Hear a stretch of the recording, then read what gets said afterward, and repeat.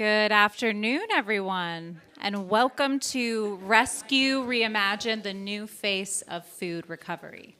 My name is Ayurella Hornmuller. I'm a staff reporter at GRIST. We're a nonprofit environmental newsroom. And I have to say, as a food, ag, and climate reporter, I'm thrilled to be moderating this session right now. And I want to start by telling you just briefly why I think this conversation matters in this particular moment. You know, food rescue, I think most of us know, is not a new idea. The practice of diverting surplus food that would otherwise go to waste and getting that to people who need it, that's been done for decades. But the way it's being done, the infrastructure, the technology, the partnerships, even the metrics, all of that is changing and in real time. At the same time, you know, the environment that food rescue organizations are in has arguably, you know, never been more complicated. The federal landscape is shifting. You know, federal policy is in flux. Food insecurity is rising, and so are grocery prices. Overall demand is up, and the sector is being asked to carry more weight than ever before. So today, I want to dig into all of that, what's working, what isn't, what's evolving, and what this field is still figuring out. And I have an incredible group of people here with me to do just that. To my left, I have Eliza Blank, the CEO of FarmLink, a national nonprofit that reroutes surplus produce from farms to families facing food insecurity. Before working at FarmLink, Eliza founded The Sill in 2012, one of the first direct-to-consumer houseplant companies, which she scaled over 12 years into a multi-city retail brand with more than $25 million in venture capital raised. She's now applying everything she learned about logistics, brand building, and systems thinking to one of the most persistent gaps in our food system. Hi, Eliza. Thank you for having me. Next to Eliza, we have Jay Hawkins, Director of Food Recovery Programs at Feeding New York State. Since 2022, Jay has been building out a comprehensive food recovery program aligned with New York's food donation and food scraps recycling law, coordinating a network of member banks and more than 4,000 partner agencies. Under his leadership, the program has diverted over 90 million pounds of food from landfills and redirected that to communities across the state. Hello, Jay. How are you? Hi, thanks for having me. And last but certainly not least, Adam Lowy. Adam is the executive director and founder of Move for Hunger. Adam comes from a family that has owned a moving company for a century. And after watching so much food go to waste during moves, he launched Move for Hunger to mobilize the moving and relocation industry as a food rescue infrastructure. What makes the model so remarkable is that Move for Hunger owns zero assets, so no trucks, no warehouses, and has still managed to deliver over 75 million pounds of food to food banks, enough to provide more than 60 million meals to people in need. Eliza, Jay, and Adam, welcome. Hello. It's great to have you. Hello. I am pretty biased, but I think I have some great questions to ask you all, and some conversation starters that we can dig into. Before we do that, just one kind of housekeeping note. Behind us, to my left, you can see a QR code. That code is going to be really important to our Q&A portion of this session. Thank you so much. That Q&A session is going to come towards the very end, and basically this QR code will be your function where, as we're talking, if you have a burning question for Eliza, Jay, and Adam, or perhaps all three, you can just use that, submit it using the app, and then when we get to that final portion of the talk, I will be going through and reading some of the top voted and biggest questions from the Q&A. That's fancy. It is very fancy. That's what we're all about here. Okay, let's get into it. I want to start by making sure that we hear from each of you about the specific work that you're doing. Just because the models that you've built or are helping scale are genuinely different from each other. And I think that contrast is part of what makes this panel so interesting. So let me bring it to each of you individually for a few minutes. And because you're sitting next to me, Eliza, I'm going to start with you. Thank you. Of course, of course. So FarmLink is working at a specific and logistically complex point in the food system. You're rerouting surplus produce, often at the farm level, and you're doing that before it enters retail channels. You know, that's a very different challenge than rescuing food when it's closer to the consumer. What about FarmLink's model do you think sets it apart from other food rescue organizations that are working at the same or similar part of the supply chain? Yeah, great question. So I think it starts with our founding story, which I obviously can't take claim for, but one of our founders is here in the room, Aiden. There's actually maybe 5 members of FarmLink here today, so I suggest you find them and learn their individual stories about how they came to FarmLink. But FarmLink was started in 2020 during the pandemic. It was actually started as a grassroots movement by a group of college students who were sent home during college and wanted to help their local food bank. And what they found out was their local food bank didn't need volunteer hours at that time. What they needed was fresh food. And so the founding group started cold calling farmers and asking if they had any surplus food, because what they had seen in the news, which wasn't actually entirely unique to COVID, was that a lot of food was going to waste. And as you recall, we experienced such an immediate shutdown of the world, seemingly overnight.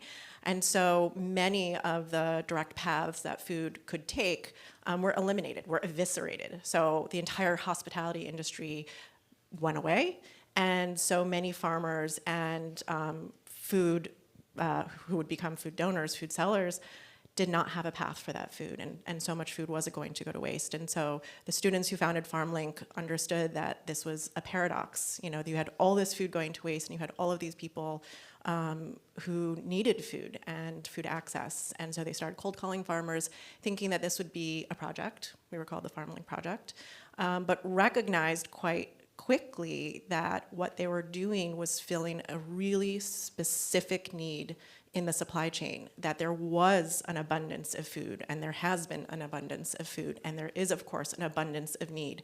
But getting that food from point A to point B was the challenge. And not only was it about coordinating the transportation of that food, but it was actually paying for the transportation of that food. And so what FarmLink primarily does in the food recovery space is we develop relationships with food donors all across the supply chain and what we call receiving agencies, any nonprofit willing to take the food. And that enables us to know when food surplus arises, how to quickly get it to who needs it most. That has to take no more than 24 to 48 hours, because we're talking about the most perishable food. We focus on produce, and oftentimes we are the last call, right? Farmers don't want to donate their food, they want to sell their food. And when they can't sell their food on the primary market or on the secondary market, then they know, or we hope they know, to call FarmLink. And so it's our relationships that allow us to move so quickly. And it's the freight and the transportation that we provide, in addition to the coordination, that makes this work possible. And so now we are moving food upwards of 2.5 million pounds a week. Is that relationship aspect, like that distinction of the model of FarmLink, is that something that you feel you've brought to the organization, given your background building like a consumer-first brand with the SIL? No, not at all. Not taking credit. Not taking credit for that at all. In fact, Luis, who's front and center, he has been in the food recovery space for nearly 25 years, and he's been developing a lot of these relationships, like one at a time. And so now FarmLink is 6 years old. The pandemic was 6 years ago, and we have been building on those relationships. I just joined FarmLink in September, and so a lot of what I'm bringing is about more of the next chapter. But I am lucky and feel an incredible amount of gratitude for the groundwork that the entire team has already brought, because, in fact, I have a great background in logistics and operations. And when I joined FarmLink, and part of the reason why I joined FarmLink was the fact that they had actually already figured that stuff out. That, in fact, they make it look really easy. Moving the food is actually not the problem. So the next chapter is something we'll get into in just a moment, but I want to bring Jay into the conversation. Hi again, Jay. Hi. Jay, New York's food donation and food scraps recycling law is one of the more ambitious, policy interventions in the space. And I understand you've been building the programmatic response to that in real time. Can you talk about what that law, in the last couple of years has actually changed in practice on the ground? Like, has it moved donors who weren't moving before? Yeah, just some context to that though. So Feeding New York State is a partner state association. So we're a part of the Feeding America National Network. And we have 10 food banks. I know she mentioned 10 food banks. And those food banks have about 4,000 smaller food rescue organizations that they work with, partner agencies. When our program was created, it was created in response to the food donation and food scraps recycling law. And so as we created the program, we started realizing that a lot of our food banks were maintaining their programs. Some of them were growing them, but not at an accelerated rate. And so once we started, really getting into implementing this law, we were able to identify some opportunities and with funding, and I know we'll get into that later, we were able to go from, I don't know, like some food banks had part-time coordinators that were working with the agencies and part-time folks working on their food rescue program. And now they got full-time. And so we're talking about, going from potentially 50 donors to like 200 donors, right? And you're talking about increasing your pounds recovered by like 150%. And so that is a lot of what the law has done. But on the ground, what we've seen, it's motivated the actual generators that are donating. It's motivated them to, instead of saying, should we donate? It's how can we donate? How do we do this responsibly? How do we do it the right way? And then how do we embed this into our culture? And I think that's the biggest change that I've seen since I started back in 2021. I started about 3 months before the law went into effect, January 1st, 2022. But that's the biggest change. Like we used to go out and we'd visit generators, whether it's a supermarket or a distributor, and they really were just like, we're not doing this right now. Like, we don't know if we want to do this. We know we have to do this. How do we do it the right way? And so now that a lot of them are participating, I think that they're finding out that it's now part of their culture. So That's interesting. I do have follow-up questions, but I don't want to leave Adam out. So we will put a pause on those. We'll bring them back in the group portion. Adam, hello. How are you? Doing great. I want to come to you because I think the Move for Hunger model is just so interesting and unique. It sounds almost simple, if I may, until you think about what is involved in executing it. You're operating with no assets. You've embedded food rescue into the entire relocation industry. And like, again, you've done it without owning a single asset. Like, that's pretty remarkable. I want to ask you, for a lot of the folks that maybe are not familiar with the model, kind of top line, what has it taken, like, to be able to scale that? Yeah, I mean, we started with my family's 100-year-old moving business and, really quickly realizing what the opportunity was. In our first month, we collected 300 pounds of food from doing our jobs. We figured, why not get others? Instead of going one by one to get every individual company involved, we started thinking about how do we engage an industry?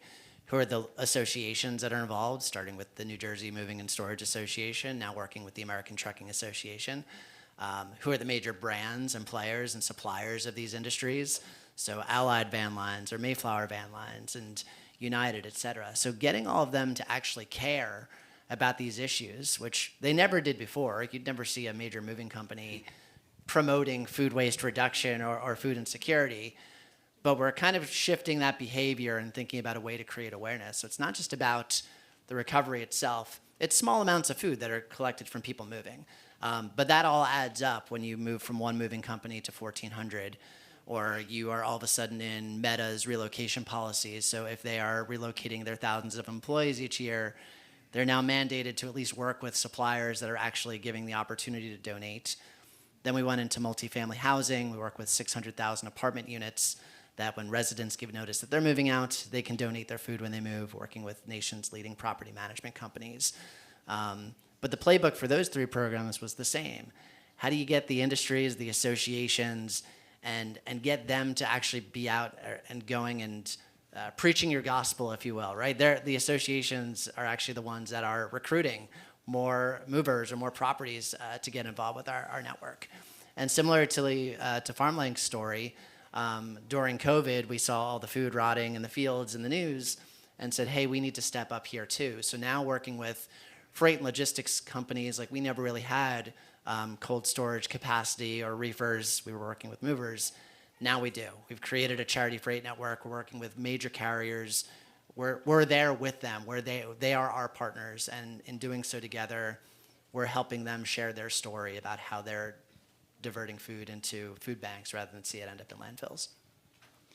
Again, lots of follow-ups, but I do think that something that's like very illuminating from the answers the 3 of you just given is just like, I think we've established that you're each occupying a different part of this sector, right? Eliza, FarmLink, you are rescuing surplus produce from farms across the country, feeding New York State, you're working with food banks and those smaller organizations to deliver food to folks in need through the Feeding America network. And then Move for Hunger, you're embedded inside this relocation industry. So even though you have very distinct avenues of occupation in this space, I imagine you're all also, you have some similarities, some through lines. And, the first thing I wanted to ask, I want to talk a little bit about the pressures you're all facing and you think the sector's facing. But I'm curious, first, like maybe more of a positive sandwich, if you will. We'll start a little bit with what do you think, and this is a question for the group, like what do you think the food rescue sector and space is doing right now? Maybe one primary thing that comes to mind. And Jay, you seem like you're nodding your head, so let me start with you. So I think in New York State anyways, being one of the states that have such an ambitious law, our state agency that we work with is the DEC. And so one of the things that they did with the law before it went into place, before it was enacted, is they took into consideration the donation side of the law as well as the recycling side. And so they're investing resources into both of them, millions of dollars at this point. They're investing in directly. We give pass-through funding to our food banks so that they can, enable more agencies, get drivers for agencies, get trucks for agencies to do this work. And then also, in a separate bucket, one that the food banks aren't eligible for, they're investing in directly to the emergency food relief organizations. They apply, and then it goes right through the DEC. So they're really investing back in the program. So that's one of the things that's really happening in this space that's being done right. I know in some other states, there's not a lot of support there. Fiscally, there's not, they're not being funded to do some of the work.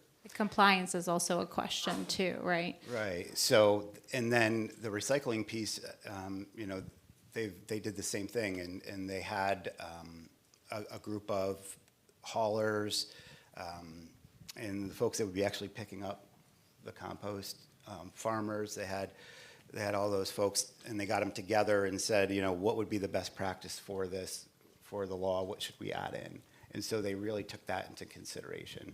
And so that's one of the things that's working really well. The other thing that we're doing really well, I have a member of my team here today, and she's just a lot of good outreach. We're making sure we do outreach to every single generator that's on the list. And so there's just so you guys know, there's over 1,000 generators that are required to donate. I think about a third of them are required to recycle as well. But now the law is expanding in January, so there'll be about 2,000 to 3,000 more generators on the list, because it's going from, if a business produces 2 tons a week, it'll go down to 1 ton a week. And then they'd have to donate. But so right now, she's reaching out to all of the generators that are on the list, and we've actually, we are working with 99% of the supermarket and the grocery stores, retailers, super centers that are on the list, and about 70% of the distributors. And so that's working really well for us. The challenge is, at least initially for us, and I know we'll talk more about it, is it was really just the capacity that some of the partner agencies have that we're doing the work with. Even though there's funding there, it's obviously not enough. We need to invest more in to do this work properly. So, Go ahead. I can add on to that from a slightly different perspective. Coming somewhat new to the ecosystem that we're now in together today, what surprised me coming from the for-profit world is how fragmented food rescue is. And initially, you think of this as a business person around what you do in the private sector, which is, it's all about consolidation and roll-ups and, what's the common denominator for this work? And what I quickly realized was, no, it's actually fragmented on purpose, that every individual and every community needs specific interventions.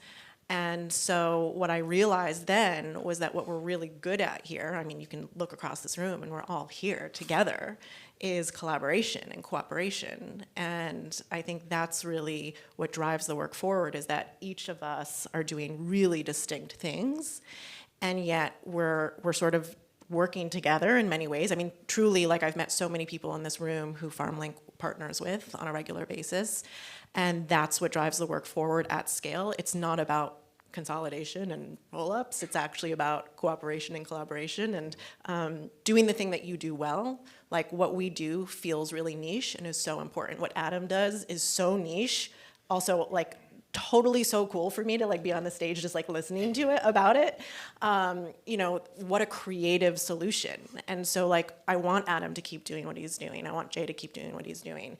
And we have a place too. And then it just becomes about how do we all create visibility into what we're all doing so that we can all do it in cooperation together.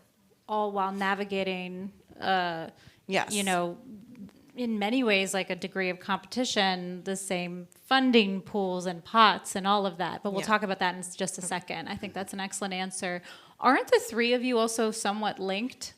Haven't your organizations, Feeding New York State and, or maybe more broadly, Feeding America and Move for Hunger and FarmLink, all work together in different capacities? Yeah, absolutely. So it kind of speaks to your point, is that fragmentation is bringing out an opportunity for organizations to really dial down on certain niches and see where maybe some of the gaps are that can be filled by new creative ideas Move for Hunger, which feels like a great transition to Adam. What do you think the food rescue sector is doing right now? One thing that comes to mind. Yeah, I mean, I would double down on collaboration, but then I'd also say, and kudos to Refed, to toot your horn for a second, but creating the space where at least the larger players want to engage, and then maybe, with the rest of us out here, kind of creating some of that social pressure, whether it's wrong or not, but this is the thing that you're supposed to do. We know there's a business case for reducing food waste. That's been the case for a long time. But I think there's more infrastructure now than there's ever been before to actually execute on that. So yes, we work closely with both my fellow panelists and many of you in this room. We want to keep continuing to do that. I think we're going to find more ways to figure out what is everyone's best skill set and have people really focus on those things. I do think we'll see some consolidation at some point because there's only so many organizations that can exist. But that doesn't mean that new ones aren't going to continue to pop up and figure out new ways to do things better too. The space has been really cool, over the 17 years I've been doing it so far.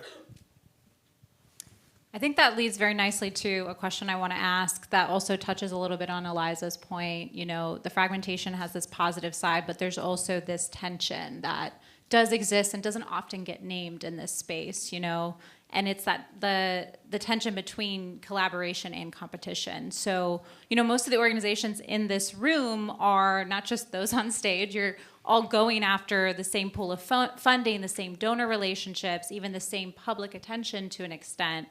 But like Eliza said, you know, the work only functions if everyone is cooperating.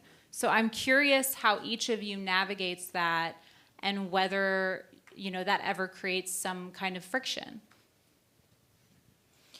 I think the way that we think about it at FarmLink is, and I've probably said this to some of you already as I've had conversations, but, you know, a rising tide lifts all ships.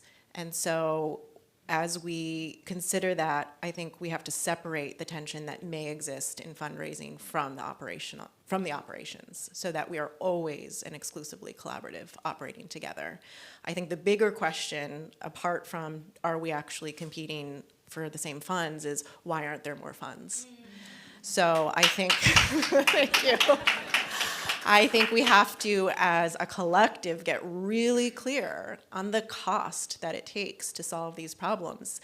Not just how critical the problems are, but the economics behind them. Like, what are our business models and what will it take to make this change possible? Because we don't want to be sitting here asking for handouts year over year over year. We want to be building earned revenue. We want to be building sustainability. We want to be building policy change that supports our work.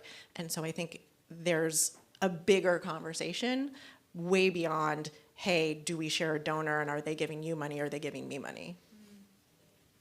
Jay, Adam, do you have any thoughts on that, that maybe are in alignment, or if you have a different perspective? Yeah, I mean, absolutely, there needs to be more money in this space entirely. I think that's underscored, yes.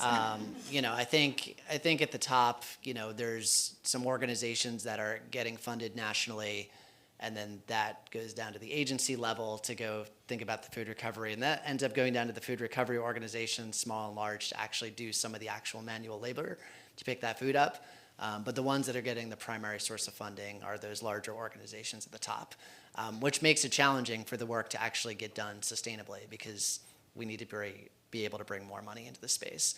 The other thing I think about too is not even just the funds, but like the source of the food. There are some really, really talented food sourcers in this room that like know where this is. We're setting the mood. Sorry. All right. Food sourcing makes people feel sexy, apparently. Nice job, Adam. It's the right crowd for that. But, you know, I think about what happens when, you know, people change. We've had people come to our organization. We've had people leave our organization over time. Like, that happens.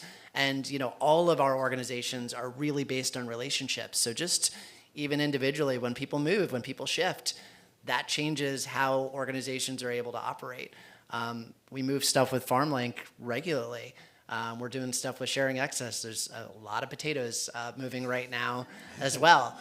Who's paying for the movement of those potatoes? Who owns the relationship with the potato farmers? Or at the end of the day, I don't necessarily care, but I do care that we figure out a sustainable way to work together to move those potatoes.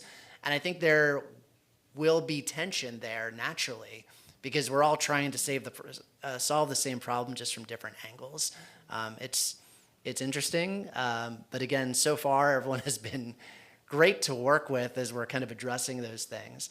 And you know, Jay, I know you've also been like thinking about funding differently than a lot of other states too. So like that's promising to kind of see some of that as well. Yeah, Jay, I want to ask, you know, kind of a point that I'm hearing from Adam is this idea that, you know, is not uncommon, which is that the bigger players have a bit of a monopoly on funding in this space. I'm curious, you know, what you make of that. Yeah, I think so. When you talk about rescuing food, at the end of the day, you're rescuing food from a donor. And what happens when there is competition and tension is that the donor's expectation on how they should be serviced is a bar, it's set high. And so they're expecting whoever's picking up to be trained in food safety. They're expecting that person to have liability insurance, like know basically, and then show up on a schedule. And so I think that's where it gets misconstrued, that there's a monopoly. the donor chooses, right? And we don't choose for the donor. Like, if they don't want to work with us, they don't have to. I think food rescue in itself is so complex, though, that we need the smaller organizations to do this work. We can't do it without them. So, the food banks need to collaborate with the smaller organizations to do these pickups. It wouldn't make sense for them to send a truck, to pick up 300 pounds of food. I So- think what Jay just said actually is really important to underscore, which is we can't do it without them. Right. Like, we need organizations of all sizes. So when I think about the work that Jay's group does, that's so important, is Feeding America is this institution that's going to hold steady. And that's really critically important for an organization like FarmLink who wants to innovate. Like, their steadiness allows us to be more nimble. And so I think there's a connection there that doesn't often get said. Yeah. I mean, it's kind of coming back to this point about funding, right? Like, it's kind of this through line of what is available. Is this pot diminishing? We're seeing a lot of competition right now. I'm going to name it directly. More than a year into the new administration, this is a huge moment of uncertainty, and we've seen billions in cuts to nutrition programs like SNAP. Funding cuts, of course, to food banks, to farmers, to schools, historically underserved communities. And all the while, food insecurity is continuing to rise nationwide, and the administration is stripping the very tools that allow us to monitor that and count that. So I know there's a lot of questions right now about the federal safety net, what that looks like going forward. And I understand that food rescue is like increasingly being looked to as a solution in this moment. So I want to ask the group honestly, like, is that realistic? Is food rescue equipped to absorb this kind of rising demand? Or are we at risk of putting expectations on a sector that, it just can't simply, folks cannot meet it?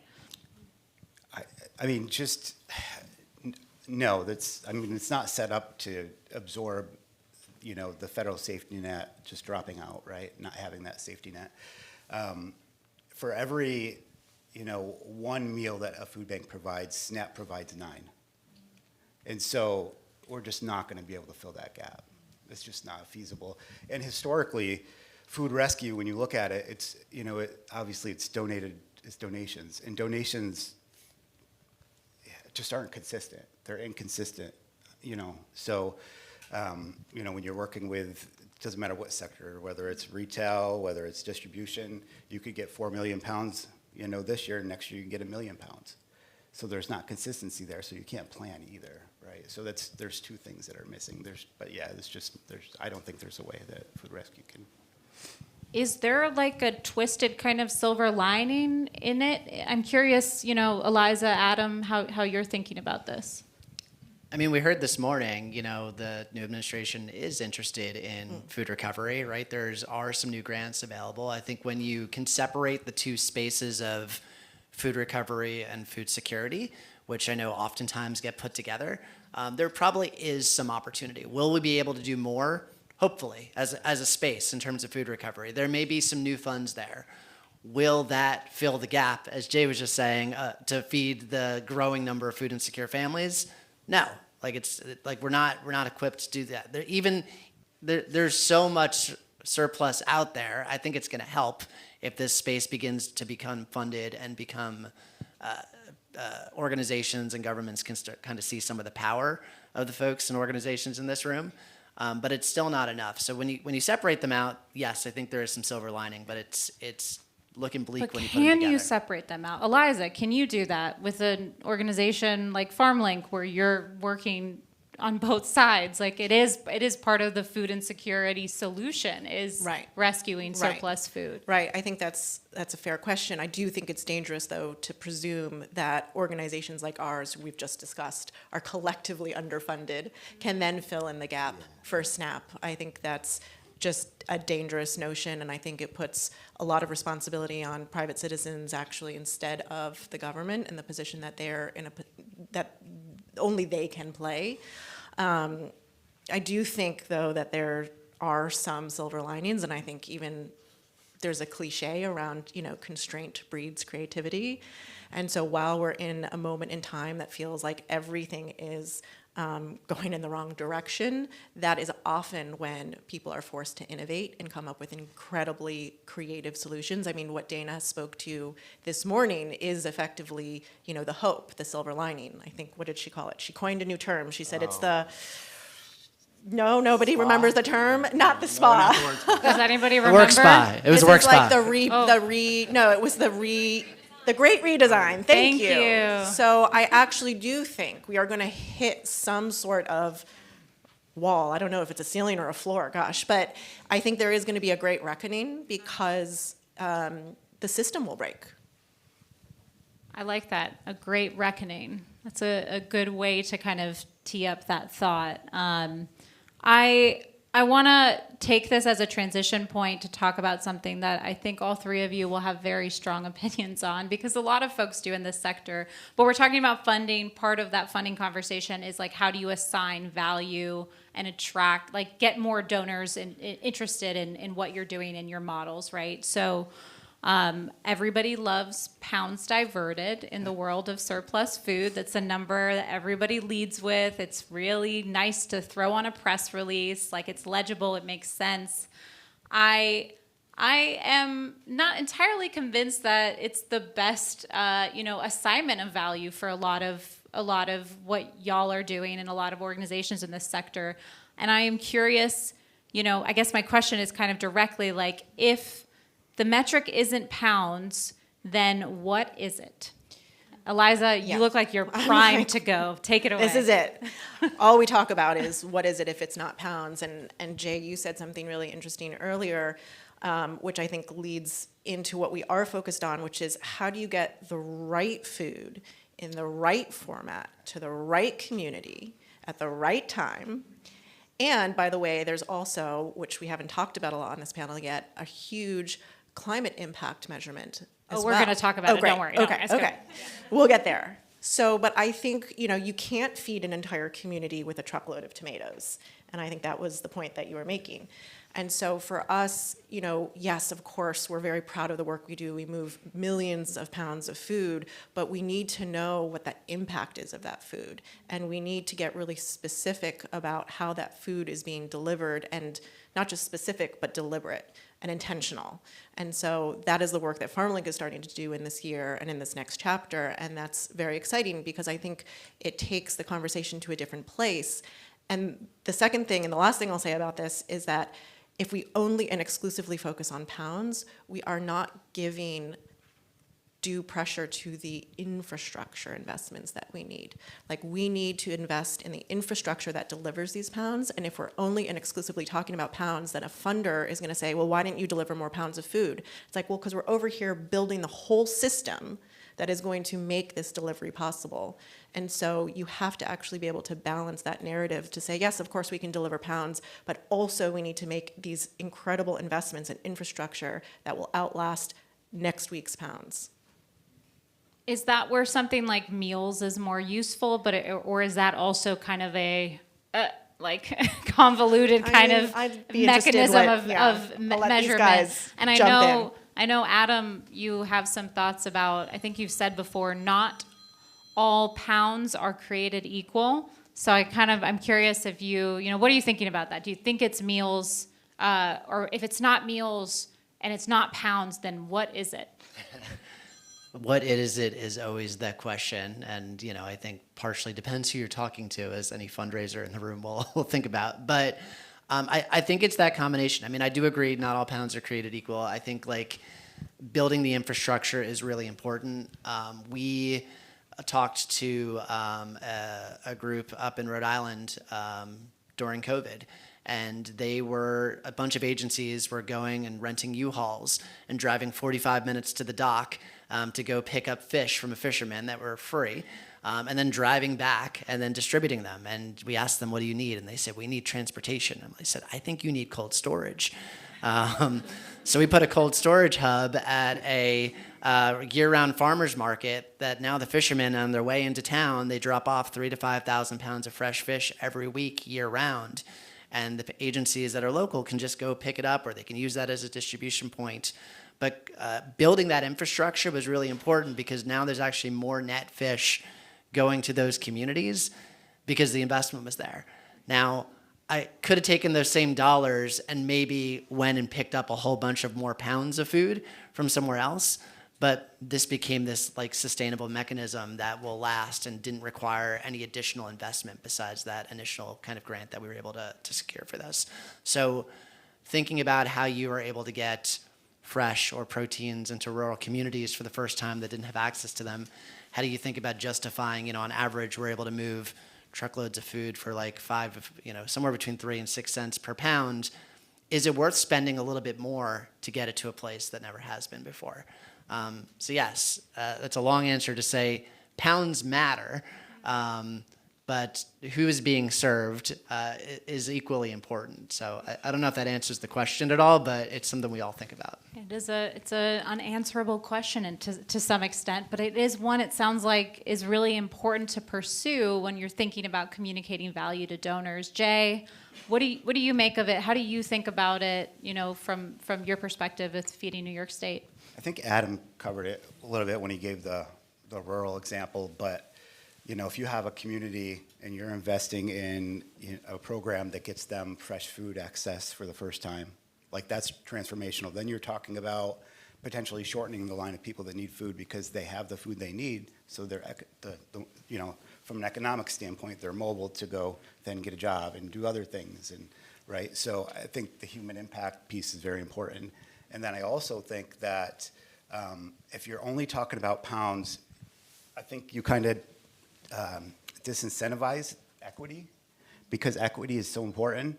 If we're just worried about pounds, then like you just go into an urban area and do distributions all day, right? And we can't do that, because then we're not really feeding people.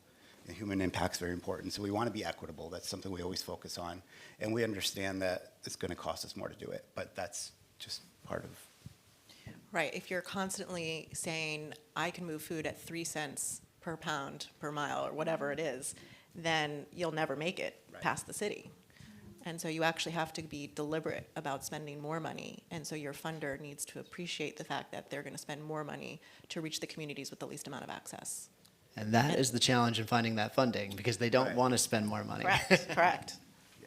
Well, I want to make sure we don't leave without talking about the climate dimension. I did promise Eliza we would. I think it's one of the most underleveraged parts of the food rescue story, and I'm not just saying that as a climate, food, and ag reporter, but food waste is one of the most significant contributors to greenhouse gas emissions globally. And we have this saying in food rescue: every pound diverted is not just a meal provided. It's a climate win. But I'm curious, we're having this conversation around funding donors. How do you communicate value, to get the money you need to do the work you're doing? How central is the climate framing to how you communicate your work to donors? How does it resonate with your donor partners, or is the food insecurity and the hunger angle a more compelling hook, if I may?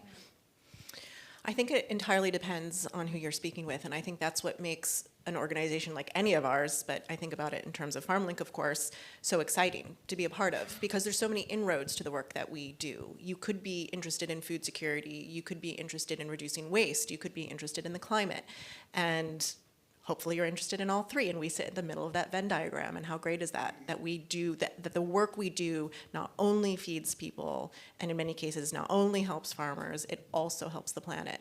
And I think that's super exciting to talk about. Now, of course, not everybody needs to hear that full narrative, but it's not, when I think about it, it's not a secondary element of our work. It really sits alongside the core of what we do. Let me ask it in a different way. Has there been a sort of chilling effect to how you're communicating this to donors or prospective donors, just given the Trump administration's anti-climate, agenda, and or the opposite? Are you seeing, has there been any type of uptick or noticeable uptick in prospective donors' interest in that climate and sustainability aspect of your work, perhaps more so than ever before in the last year and a half? I can only speak for us, and then I'd like to hear from these guys, but it's both, right? I think in some ways you have to downplay the climate narrative because there are definitely some folks who are not interested in hearing it. But for those who are already investing in climate solutions, they're like doubling down, right? They're so nervous that this is going to go away that they want to put more dollars behind it and find the strongest solutions to support. Jay? Yeah, so I don't think you can talk about the two separately anymore, right? But I think if you're talking to a donor, you'll realize really quick what's most important to them, whether it's, the sustainability or whether it's the pounds, and you just got to be able to identify that and work with that. But as a practice, we always, on a monthly basis, we're giving the donors that we're working with, not the new prospective donors yet, but we talk about it. We always give them, what their methane emissions impact report is, and then we also give them their pounds so that they have both. I think those impact reports are critical. I talked a little bit about like the fact that we see like Allied Van Lines sending out something on social about, food insecurity or food waste. Well, no, let's show the impact. Let's show the environmental impact. They're excited about that. Our multifamily partners, like their investors care very much about ESG. If I can give them their slide that they don't need to create to show them what they just achieved, they are thrilled. Right? So, it does depend who you're talking to, but I have not found that I needed to downplay, really. I think for a lot of our partners anyway, climate is new for them. They've heard one side of it, but food waste is one of those things that just makes people angry. And it's kind of like this common ground that people can just, no, we should stop that. That's not right. And it actually is a really easy avenue into the climate conversation, because I feel like there's been, this spin in news media of like climate means just this one thing. It's just for one side. A lot more climate conversations with like truckers than you'd think, and it's been great. I have a lot of questions, but we don't have that time for my questions, and it's not about me anyway. It's about you three and everyone else here. So we're gonna go ahead and open it up to the audience Q&A, and I see we have a couple of questions in here, and I think just enough time to get through those. Now is also the moment, if you have not yet submitted a question, you have like 20 seconds to do so. So go ahead and use that QR code. Okay, first question for all three panelists. I like that. All three panelists move donations into food banks and hunger relief organizations. What support or infrastructure do these partners need to keep expanding in food rescue? And whoever wants to take that, go for it. Yeah, so I guess I could start. I think just from an infrastructure standpoint, always equipment, always trucks, right? We definitely need more people to coordinate the work, to do the outreach, work with the food banks, and then work with agencies as well. So equipment, and then I would say just staff, people on the ground, and then storage is always something that we need, whether it's external or internal. We could do a lot of different things. So, yeah, I'd say space and cold storage. We move things in bulk. It's a lot easier for us to move a truckload of food than a pallet of food or a box of food. So we are primarily delivering to organizations or agencies that have the capacity to receive large loads. But we've also gotten creative and worked with like groups of smaller agencies and said, hey, if you want to throw a distribution event, we'll go straight from farm with a truckload of food in a refrigerated truck and drop it off. And if you can get it all delivered and distributed in that moment, that's okay too. And that removes the need for some of that space. There's also some really great cold storage companies out there that are willing to discount or completely donate space for a while. So for us, it's always about leveraging the resources that are there. That's why we don't own any assets. About 70% of the food we moved last year was through pro bono transportation. And we're able to do that by kind of creating those relationships. So I think there's more opportunity there. I'll answer it from a different perspective because I agree with everything that was just said. And I think in addition to that, it's the coordination piece. It's the knowing that there might be 12 small agencies all within a small area who can actually work together. They don't know necessarily to pick up the phone or how to work together. So some of the work that FarmLink is doing is similar in that how can we, with our relationships, connect the dots between some of these smaller agencies so that a truckload of food becomes relevant to them. Thank you all. Looks like the top upvoted question right now, and so I'm going to read it. In some countries, donors pay for the redistribution of their surplus food. This is a good question. Rather than relying on grants, have you considered passing on the cost of redistribution to businesses? If not, why not? Right now, we don't. I think it feels scary for a lot of these companies out there. I know there are a handful of food recovery organizations and for-profit food recovery companies that are doing that, and companies are paying for it.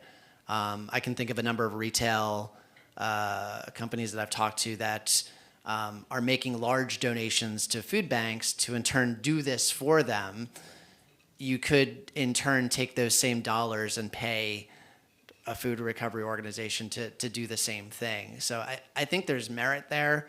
For us right now, we want to be the easy button for anyone that wants to donate food. We don't want to make it more challenging. I think companies are just starting to get the hang of wanting to donate more food. We might be shooting ourselves in the foot by saying that, though. At the same time, like that sounds more sustainable.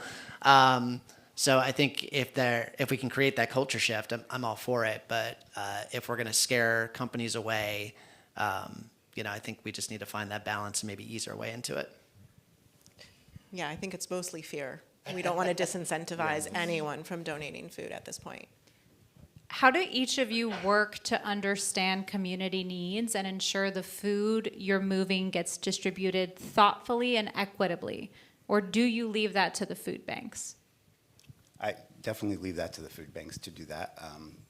They do a lot of surveys to their pantries to see what they need, what they don't have, what they would like to have, and so they have a whole team that does that. So we're really focused in New York State.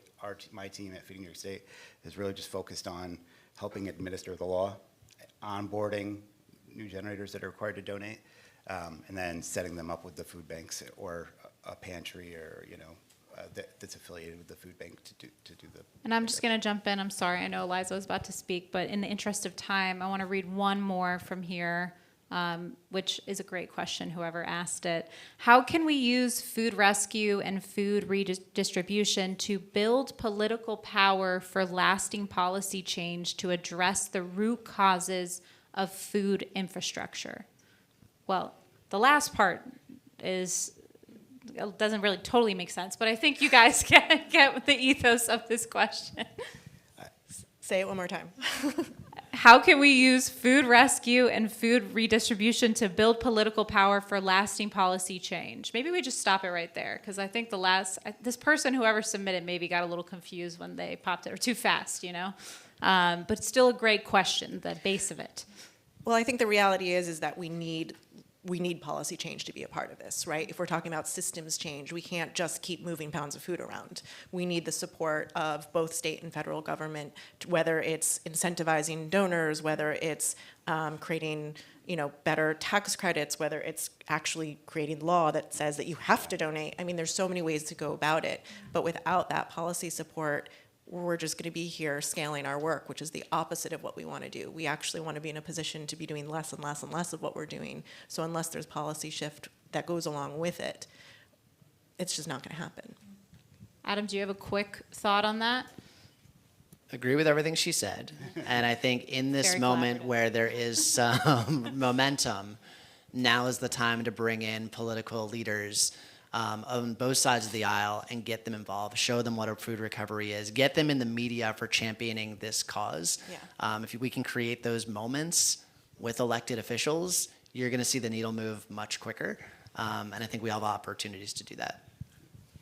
And I actually think that is all the time we have for today. I want to take a moment to thank all three of you, Eliza, Jay, and Adam, for providing such genuine and thoughtful and detailed answers to some of the bigger questions facing the sector right now. I think that, what strikes me most just sitting here and listening to each of you is that it sounds like the folks doing this work, you're not waiting for like the perfect moment to figure out the best metric or build new and creative versions of infrastructure of where you can embed a lot of these solutions. You're not waiting for the perfect policy in a lot of spaces. You're moving forward in the name of collaboration to try to continue to build and scale the solutions you work on. And I think it's a moment where we need a lot of that spirit of connection and community. And I think that feels very important to say that out loud, especially right now. So thank you all for all of your answers. Thank you. Thank you. Thank you. And thank you to the audience for joining us for this panel. Please make sure to thank all three of them. And for those questions we didn't get to, you can try to grab them on their way out. Sorry, guys. Have a good one.